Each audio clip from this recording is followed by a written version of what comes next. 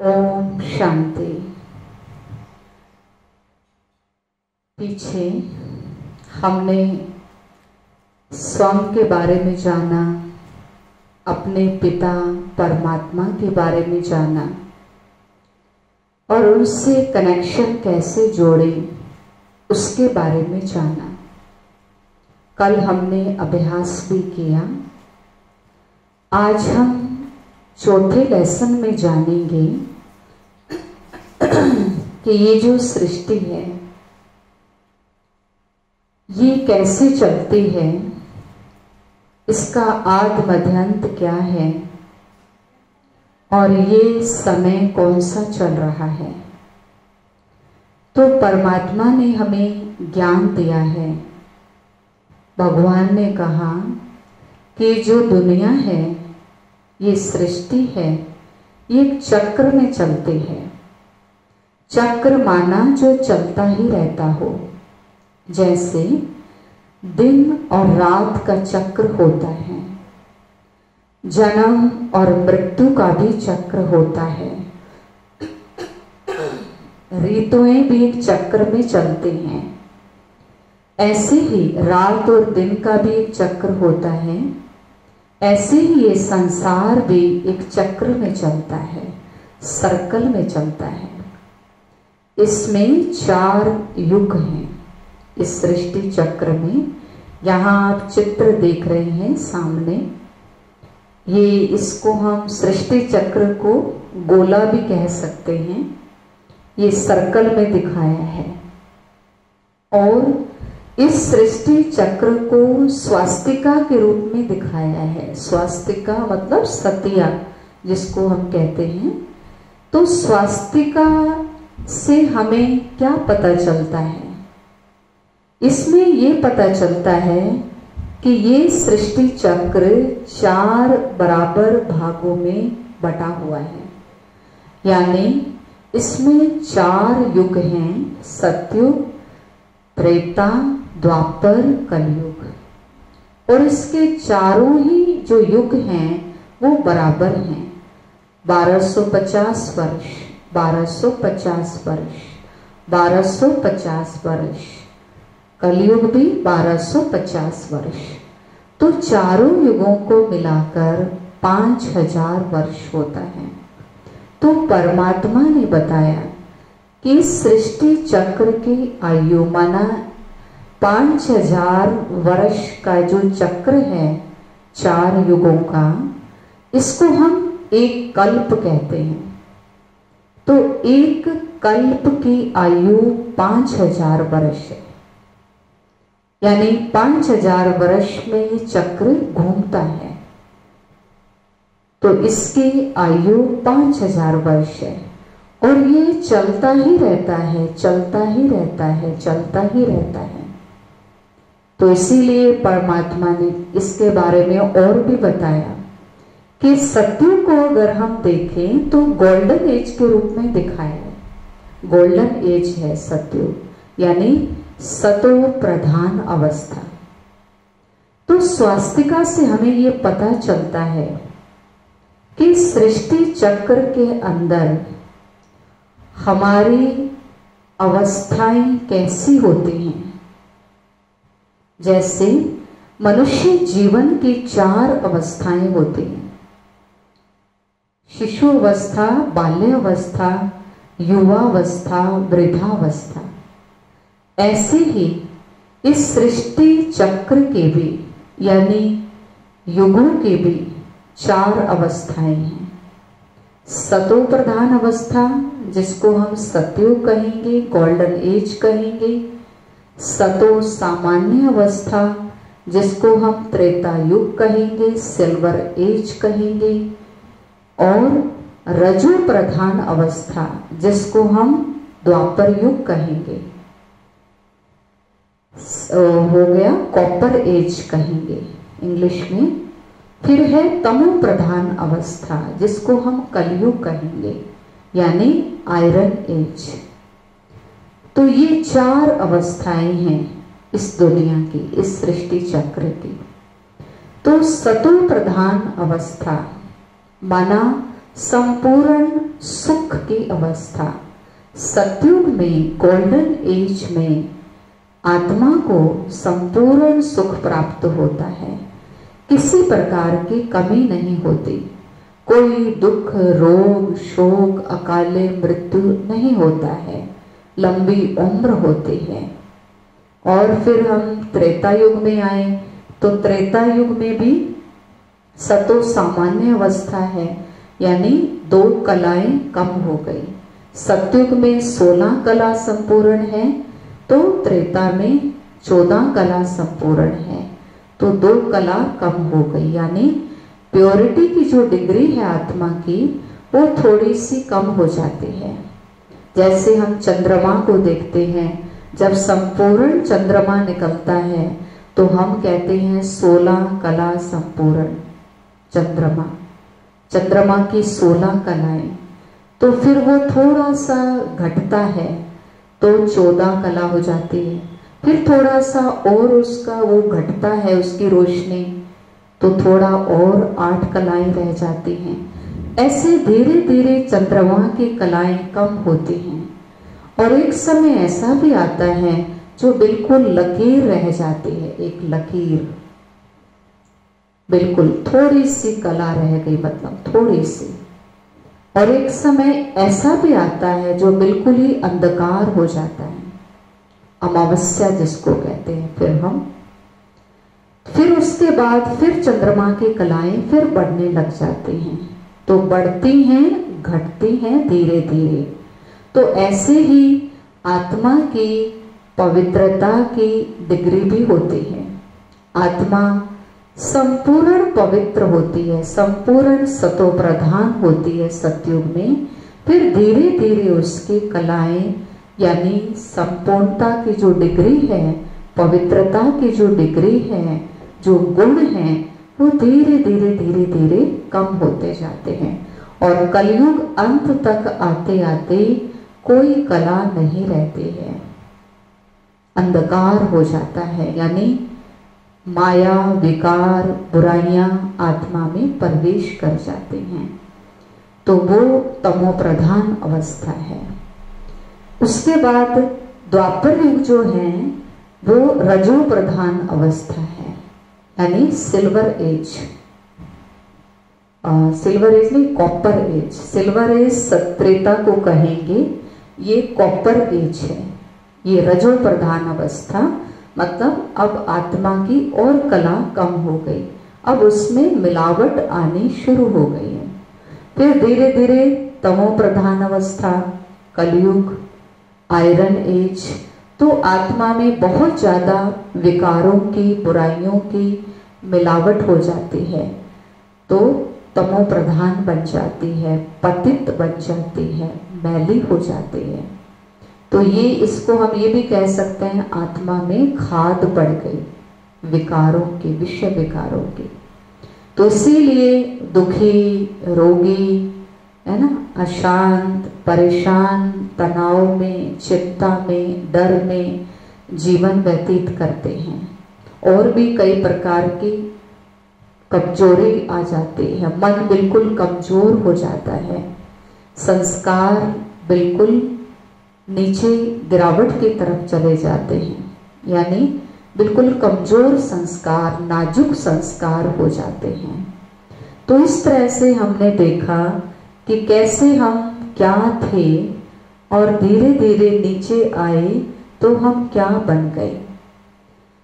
अब परमात्मा ने कहा, स्वास्तिका से एक बात हमें और भी पता चलती है कि स्वास्तिका हमें ये सिखाता है कि हमें इस सृष्टि चक्र के अंदर, यानी इस दुनिया के अंदर, हमें कर्म कैसे करना है। स्व जमा अस्ति, स्व माना मैं आत्मा।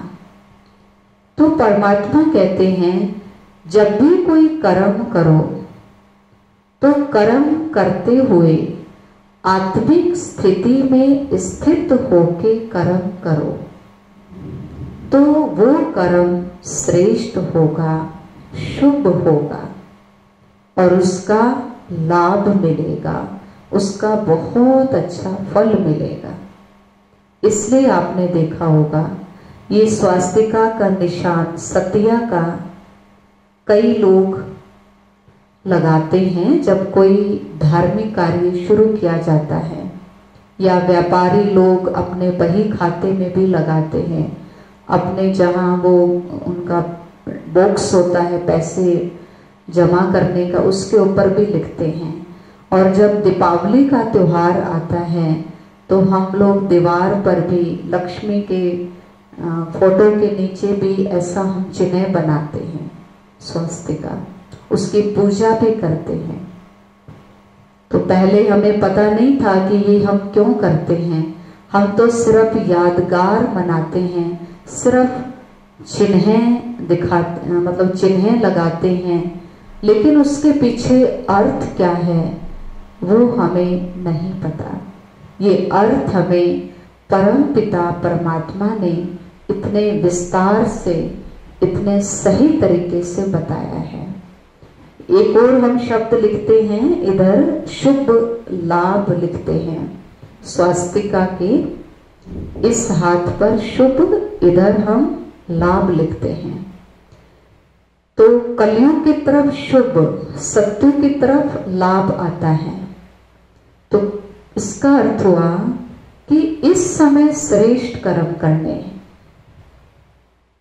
कलयुग अंत में, ये कलयुग अंत चल रहा है, इस समय श्रेष्ठ कर्म करेंगे तो ये लाभ मिलेगा।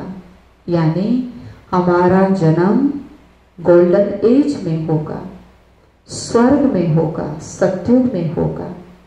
ये परमात्मा ने बहुत बड़ा रहस्य बताया है।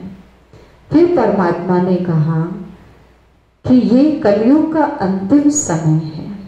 अंतिम समय की निशानियां हमने दूसरे लेसन में सुने कि कैसे कहेंगे ये कलयुग का अंत है, तो उसकी निशानियां हमारे बाइबल में भी हैं, बाइबल में भी लिखा है और हम आज संसार के अंदर देख भी रहे हैं। परमात्मा कहते हैं कि कलयुग और सतयुग के बीच का जो युग है उसको हम पुरुषोत्तम संगम युग कहते हैं। जैसे दिन के बाद रात आई, रात के बाद फिर दिन आया, ऐसे ही कलयुग के बाद फिर सतयुग आता है, क्योंकि ये चक्र चलता है, सर्कल है, घूमता है, रुकता नहीं है। तो कलयुग से सतयुग आने में क्या, उसके पीछे क्या प्रोसीजर है, कैसे आएगा और कौन लाएगा, कैसे आ सकता है, कैसे हमें वो फल मिलेगा, वो लाभ मिलेगा, वो सुख शांति समृद्धि का जीवन मिलेगा। तो उसके लिए ये जो बीच का समय है, यानी एक युग जाने वाला है, दूसरा आने वाला है, ये जो पुरुषोत्तम संगम युग है, ये छोटा सा युग है, केवल 100 वर्षों का, केवल 100 वर्षों का। तो ये छोटा सा युग परमात्मा कहते हैं बहुत ही महत्वपूर्ण है। इस युग की तुलना हम अमृत वेले से भी कर सकते हैं, प्रभात वेले से भी कर सकते हैं। जैसे अमृत वेले के समय 4 बजे के समय उठकर ज्यादातर लोग भगवान को याद करते हैं, भक्ति करते हैं, शुभ कार्य करते हैं।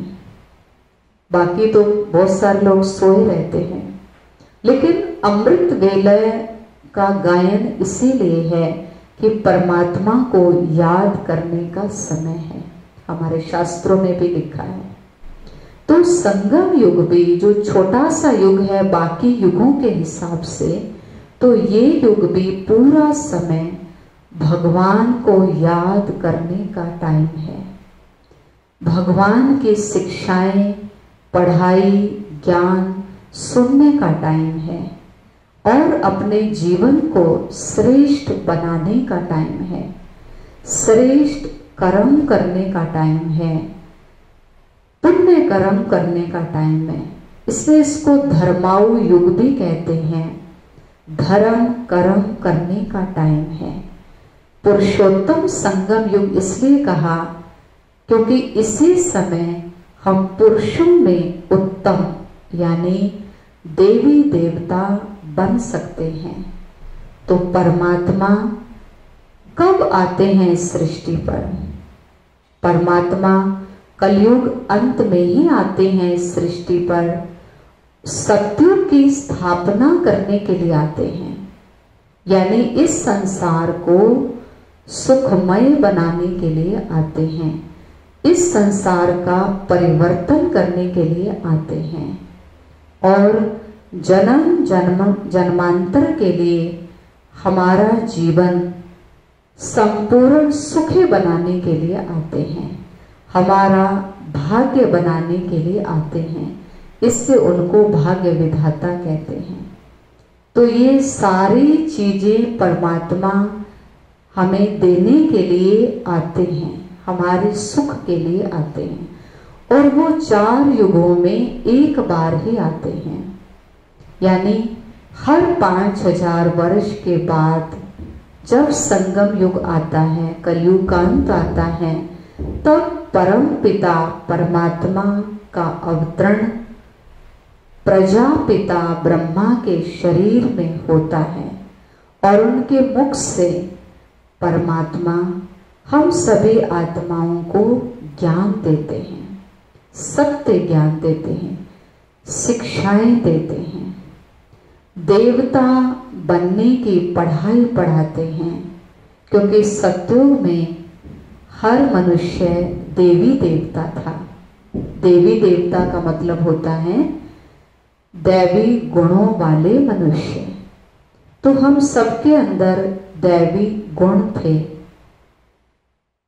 सर्वगुण संपन्न थे, हम 16 कला संपूर्ण थे, मर्यादा पुरुषोत्तम थे, संपूर्ण निर्विकारी थे, डबल अहिंसक थे। तो ऐसे देवी देवता सत्युग में हम सभी थे।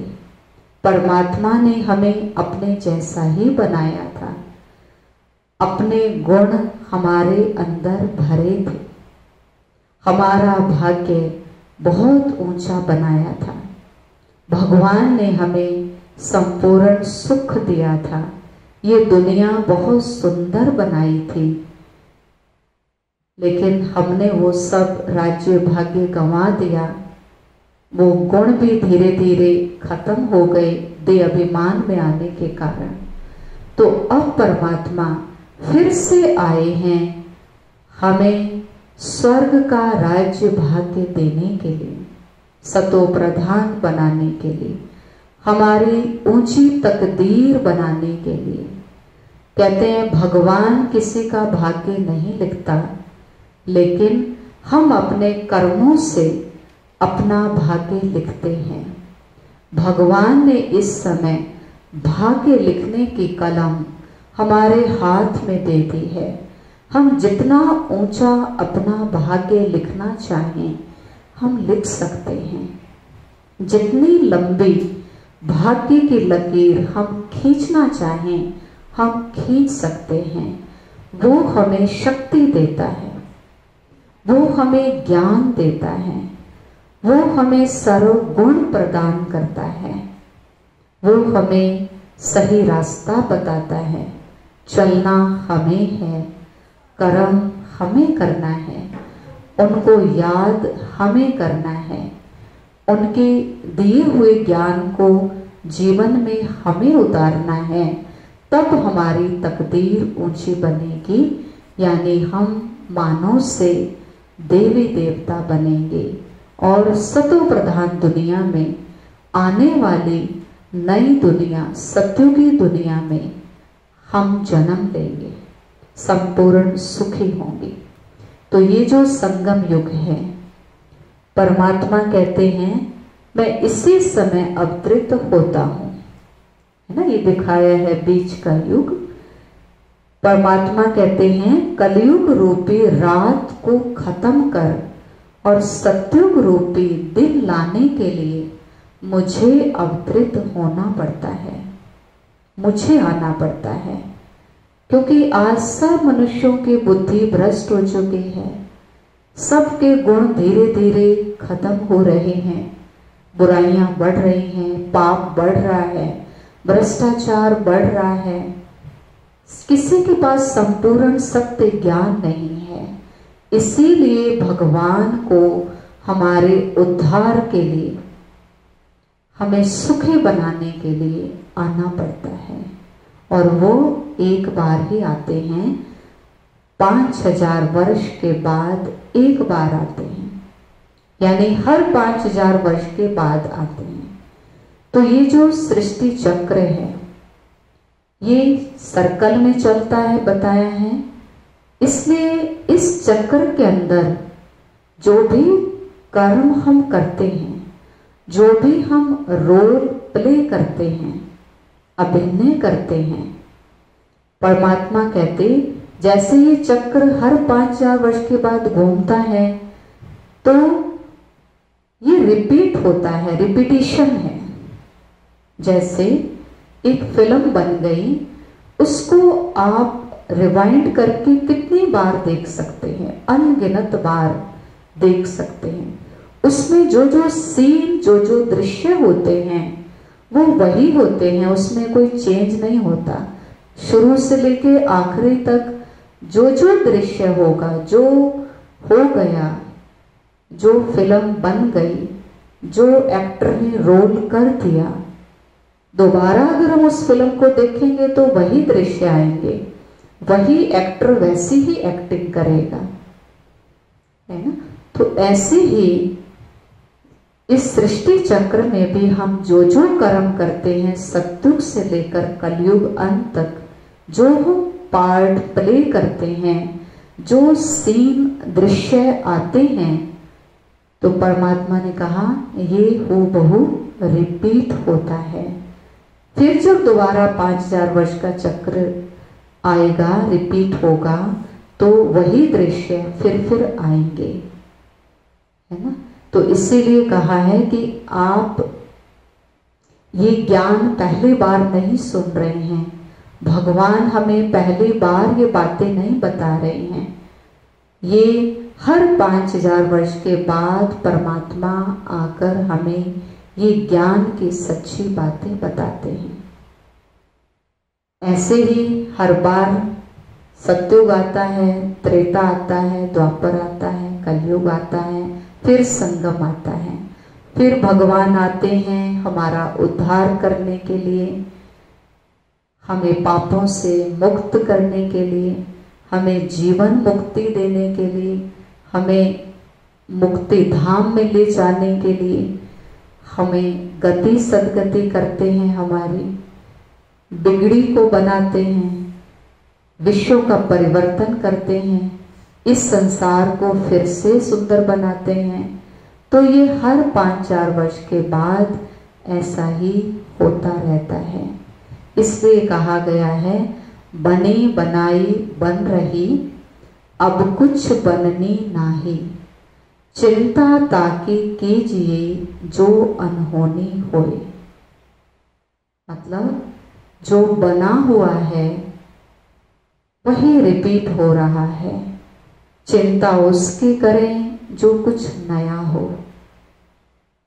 इसलिए जो कुछ हो जाता है, जो दृश्य आ जाता है हमारे सामने और वो दृश्य बीत जाता है, तो कहा जाता है बीती को बिंदी लगाओ, चिंतन नहीं करो बिंदी, क्योंकि वही होना था वो हो गया है। इसलिए फुल स्टॉप लगाओ, मन को शांत करो और आगे बढ़ो। तो अपने में विश्वास के साथ साथ और भगवान में निश्चय के साथ साथ हमें इस संसार का ये जो चक्र है, इसको हम ड्रामा कहते हैं, नाटक कहते हैं, उस पर भी हमें निश्चय रखना है कि जो हो रहा है, भगवान कहते हैं वो अच्छा हो रहा है, जो हो चुका वो भी अच्छा था, जो आगे होने वाला है वो और अच्छा होगा, वो अच्छे से अच्छा होगा। यही गीता का सार है और यही भगवान हमें समझा रहे हैं।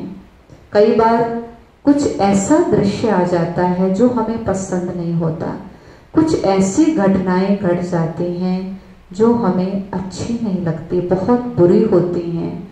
हम कहते हैं भगवान ने ऐसा क्यों किया, या मेरे भाग्य में ऐसा क्यों लिखा हुआ है, या ये क्यों हुआ ऐसी घटना, क्या आखिर मैंने क्या किया है। तो उस समय कई बार हम हिल जाते हैं, भगवान पर से भी विश्वास हट जाता है, मन अशांत हो जाता है, हलचल हो जाती है, उथल पुथल होती है, जीवन में शांति नहीं आती। तो कई बार हम भगवान से भी नाराज हो जाते हैं, हम उनको याद करना छोड़ देते हैं, इससे तो और ही ज्यादा हम नीचे गिरते हैं। जीवन में खुशी तो नहीं आएगी, क्योंकि जो हो गया उसको तो हम वापस ला नहीं सकते, लेकिन आगे आने वाले टाइम को, वर्तमान को हम अच्छे कर्मों से, अपनी अच्छी सोच से ठीक कर सकते हैं, अपने जीवन को खुशियों से भर सकते हैं, जीवन को शांति से भर सकते हैं। तो परमात्मा कहते हैं कि ड्रामा का भी ज्ञान बुद्धि में रखो, कि ये जो दृश्य आया है, ये जो बात हो गई है, ये घटना जो हो गई है, ये इस नाटक के अंदर, इस ड्रामा के अंदर ऐसा ही लिखा हुआ था, इसलिए ये घट गया, हो गया, अब इसमें कोई कुछ नहीं कर सकता। तो स्वीकार करना पड़ेगा और बीती को बिंदी लगानी पड़ेगी और आगे बढ़ना पड़ेगा, क्योंकि जीवन तो चलता रहता है, जीवन रुकता नहीं है। इसलिए हमें परमात्मा ने हर प्रकार का ज्ञान बताया है। तो अगर हम उस ज्ञान को बुद्धि में याद रखते हैं तो समय पर हम उसको प्रयोग करके विजयी बन सकते हैं, यानी अपने आप को ठीक रख सकते हैं और आगे बढ़ सकते हैं। तो इसी समय परमात्मा आकर हमारा भाग्य भी बनाते हैं, सत्युग स्थापन करते हैं, और साथ साथ सत्युग आने से पहले कलयुग समाप्त होगा, बहुत बड़ा परिवर्तन होगा। और परमात्मा इसीलिए आए हैं कि सब आत्माओं को अपने साथ परम धाम, मुक्ति धाम घर ले जाते हैं। यहाँ हम सभी दुखों से मुक्त हो जाते हैं और फिर ऊपर से बारी बारी से नीचे आते हैं, यानी ये दुनिया देवी देवताओं की दुनिया बन जाती है, ये फिर से सर्कल शुरू हो जाता है। तो ऐसे ये चलता रहता है। अभी हम 2 मिनट फिर से अभ्यास करेंगे उस पिता परमात्मा से, फिर से मन का नाता जोड़ेंगे। तो सभी हल्के होकर बैठ जाएंगे, रिलैक्स होकर, बिल्कुल सीधे होकर बैठेंगे।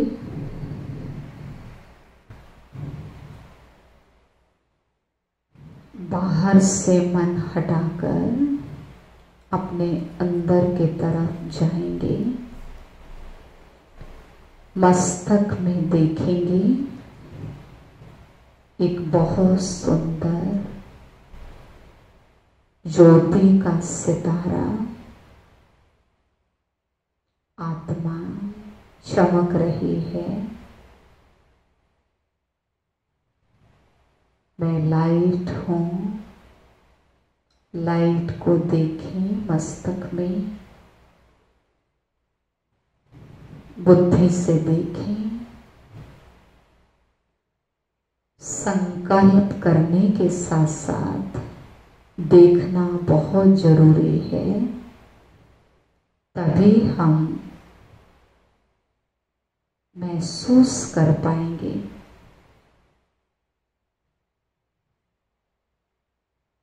पूरे शरीर में आत्मा का सफेद प्रकाश फैल रहा है।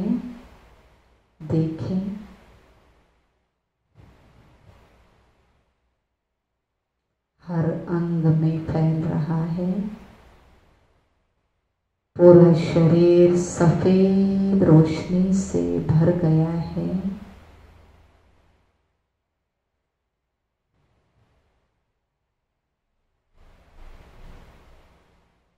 अब देखिए, मैं आत्मा, बिंदु, सितारा मस्तक से धीरे धीरे निकल रही हूँ। मन बुद्धि के द्वारा इस दुनिया से परे, बादलों से परे, सूरज चांद तारा गण से परे उस लाल प्रकाश की दुनिया में पहुंच गई हूँ। अपने पिता परमात्मा के पास, वो भी मेरे समान ज्योति बिंदु है, प्रकाश का पुंज है।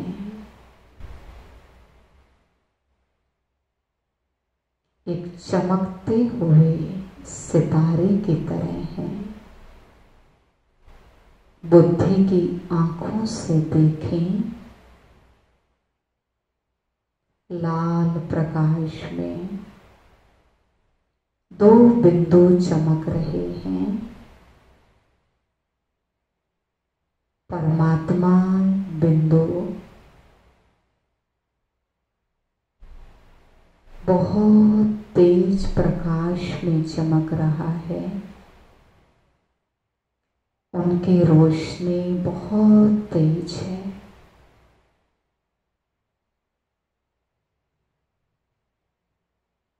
वो गुणों के भंडार हैं। देखते रहें और परमात्मा से बातें करते रहें।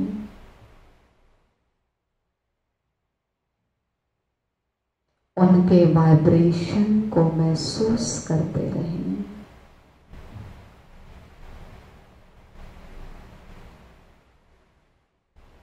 क्योंकि जिस चीज को हम याद करते हैं, देखते हैं, उसकी एनर्जी से, वाइब्रेशन से हम जुड़ जाते हैं और उनकी एनर्जी और वाइब्रेशंस हमारे अंदर भी आने लगते हैं। तो मैं आत्मा परमात्मा के पास हूँ। मन बुद्धि से उनकी शांति की किरणों को महसूस कर रही हूँ।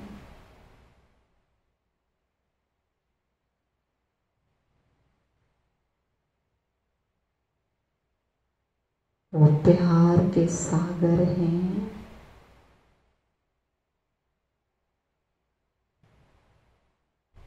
उनके प्रेम के गुण को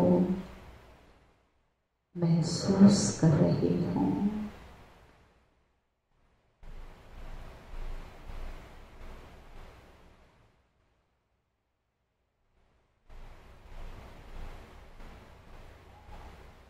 परमात्मा के रूप को देखते रहेंगे तो महसूस होंगे गुण और शक्तियाँ।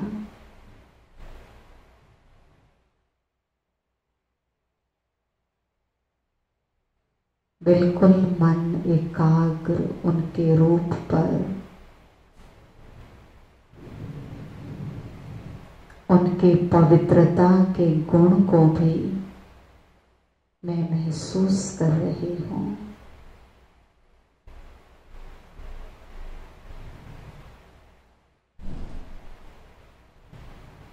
वो आनंद के सागर हैं।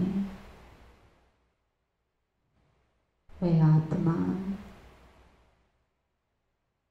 परमात्मा की याद से सच्ची खुशी का अनुभव कर रही हूँ।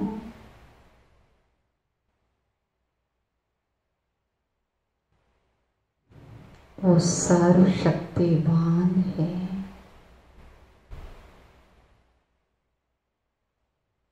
मैं आत्मा भी खुद को शक्तिशाली महसूस कर रही हूँ।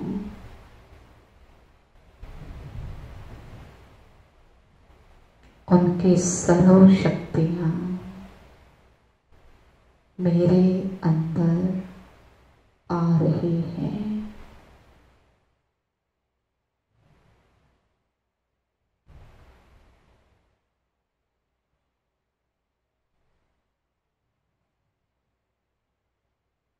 मैं आत्मा कितनी हल्की हो गई हूँ।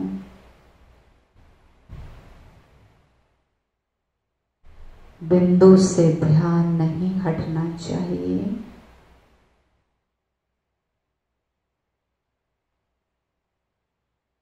जब ध्यान बिल्कुल बिंदु पर एकाग्र होगा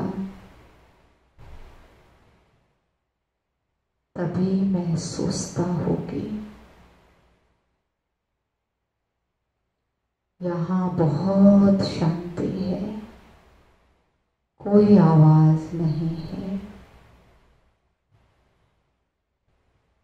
यहाँ मैं आत्मा कर्म बंधन से मुक्त हूँ, स्वतंत्र हूँ।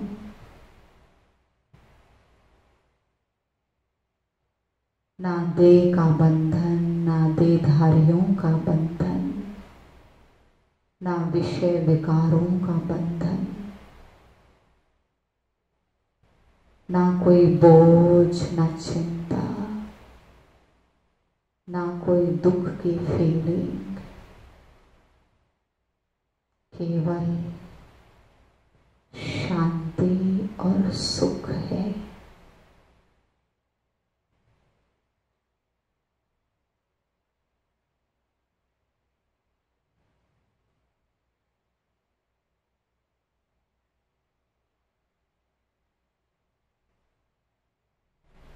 मेरे जन्म जन्म के पाप कर्म भी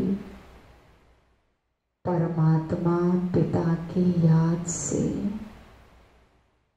भस्म हो रहे हैं।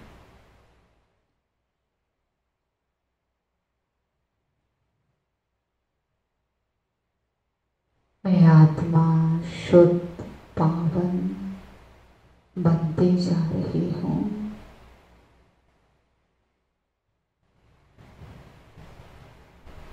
और मुझसे गुण और शक्तियों की किरणें निकलकर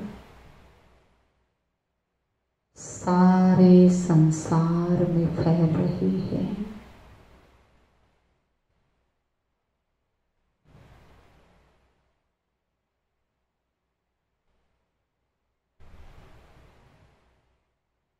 सारी प्रकृति में फैल रही है।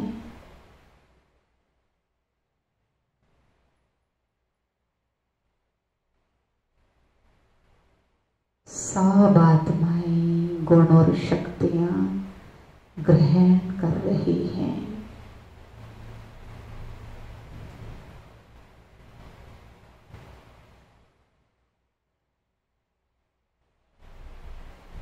अब मैं आत्मा प्यारे परम पिता परमात्मा शिव बाबा से विदाई लेती हूँ, शुक्रिया करती हूँ और नीचे इस साकार दुनिया में कर्म करने के लिए लौट रही हूँ।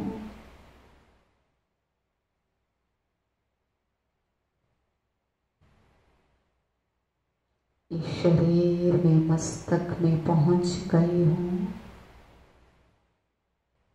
और जो मैंने परमात्मा से लिया उनके गुण और शक्तियाँ अपने अंदर भरी। अब मैं इनको कर्म में प्रयोग करूंगी। हर कर्म गुणों में रहकर करूंगी। शक्तिशाली होकर करूंगी तो मेरा हर कर्म श्रेष्ठ होगा और श्रेष्ठ कर्म से, शुभ कर्म से मेरा भाग्य भी, मेरी तकदीर बहुत श्रेष्ठ ऊंची होगी।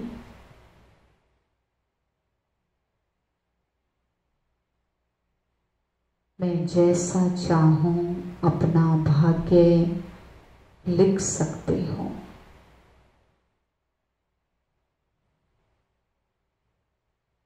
और दूसरों का भी भाग्य बनाने की प्रेरणा दे सकती हूँ।